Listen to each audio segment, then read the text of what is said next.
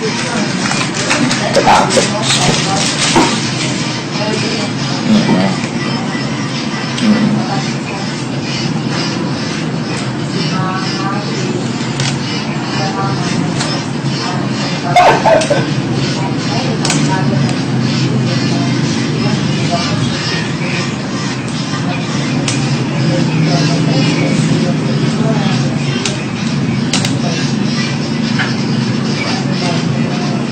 Oo.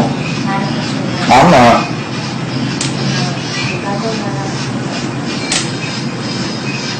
Isang oras na, binigyan mo na isang oras na na mag-isip. Tapos, ano gusto mo? Ikaw, ano bang gusto mo?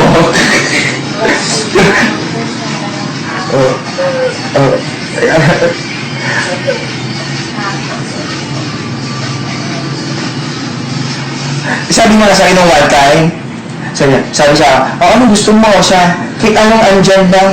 Sabi ko naman kay Kuya, kahit anong andyan lang, isang order ng ganun.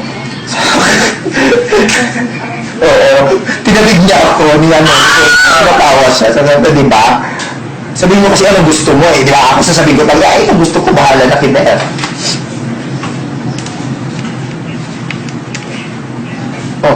Anyway, anong gagawin mo today?